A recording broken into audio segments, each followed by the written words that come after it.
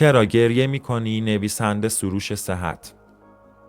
اصلاح گوشه‌های سبیل کار سخت است. با یک حرکت اشتباه گوشه یک طرف بالا می رود و همین که دو طرف سبیل حتی 1 میلیمتر بالا و پایین شود، کل تعادل بدن آدم به هم می خورد. بعد میایی طرف بلندتر را کوتاه کنی که دو طرف اندازه شود. این بار این طرف کوتاه می شود و اینقدر از این طرف و آن طرف کوتاه می کنی که آخر سر هیچی باقی نمی ماند. خلاصه این که موقع اصلاح گوشه سبیل باید 6 دانگ حواس آدم جمع باشد. سرم را به چپ خم کرده بودم و سمت راست چانه‌ام را به آینه نزدیک کرده بودم و از گوشه چشم راست با دقت یک جراح مغز و اعصاب در حال بررسی گوشه سبیل راست و اصلاح آن بودم که به سرم از لای در دستشویی گفت: میدونی موهای آدم تا 3-4 روز بعد مردنشم بلند میشه؟ گفتم یعنی چی؟ گفت یعنی اگه ریشت رو زده باشی بعد بمیری بازم جنازت ریش در میاره. گفتم وقتی یه نفر داره ریش میزنه از این چیزا بهش نگو. گفت چرا؟ گفتم یه جوریه. گفت یاد مردنت میافتی؟ گفتم نه. کاش جای پسرم بودم. اینقدر بیخیال، اینقدر راحت. زندگی جلوی رویش بود، برعکس من که زندگی را کما بیش پشت سر گذاشته بودم. پسرم گفت کاش جای تو بودم.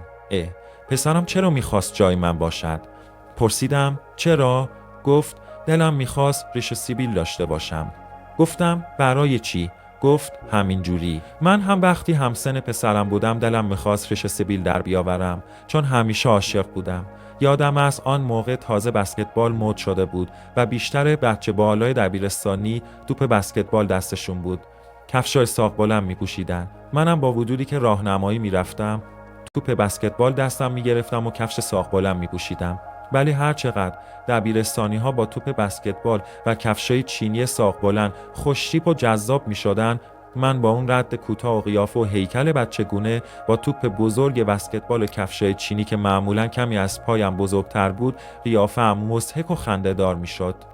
ولی عشقهایم حتی به من نمیخندیدن، اصلا نگاه هم نمیکردن، چون اصلا من را نمیدیدن. برای آنها من اصلا وجود نداشتم. هرچه موقع رد شدن از کنارشان توپ را محکم زمین میزدم، هرچه لبخند میزدم فایده ای نداشت. من نبودم. بزرگتر هم که شدم فایده ای نداشت.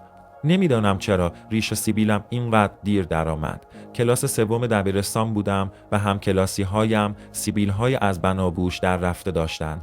بعضی هایشان ریش توپی داشتند، ولی من همچنان نه ریش داشتم نه سیبیل. از بسکتبال هم بدم آمده بود.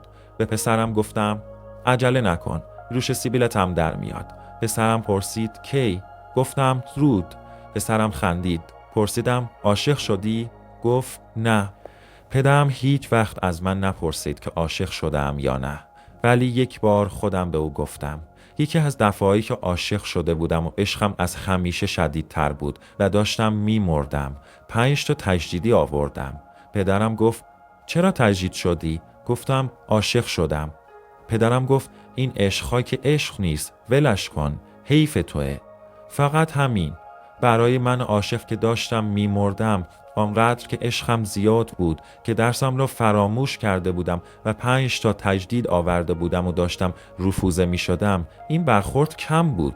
دلم میخواست بنشیند و با من حرف بزند یا کمکم کند یا بپرسد عاشق کی، یا بگوید غلط کردی که عاشق شدی. ولی فقط همون یک جمله را گفت و من هنوز نمیدانم کدام عشق‌ها عشق است، کدام عشق را نباید ول کرد و چرا من حیف بودم. با پدرم زیاد حرف نمی زدم. مادرم هم با پدرم زیاد حرف نمی زد. اصولاً ارتباطم با مادرم خیلی بهتر بود. با مادرم همیشه حرف داشتم و با پدرم هیچ وقت هیچ حرفی نداشتم. نه اینکه بد اخلاق باشد، اتفاقاً خیلی هم خوش اخلاق بود، ولی نمیشد با او حرف زد. وقتی با او حرف میزدی احساس میکردی داری با دیوار حرف میزنی. انگار چیزی در او فرو نمیرفت. اگر میگفتی ناراحتم، میگفت ناراحت نباش. اصلا نمیپرسید چرا و از چه ناراحتی. اگر میگفتی خوشحالم، میگفت چه خوب. اگر میگفتی مشکل دارم، میگفت حل میشه. اگر میگفتی بی پولم، میگفت بیشتر تلاش کن. اگر میگفتی دارم میترکم، میگفت نترک. سالها گذشت و ما هیچ وقت حرف نزدیم. این داستان ادامه دارد.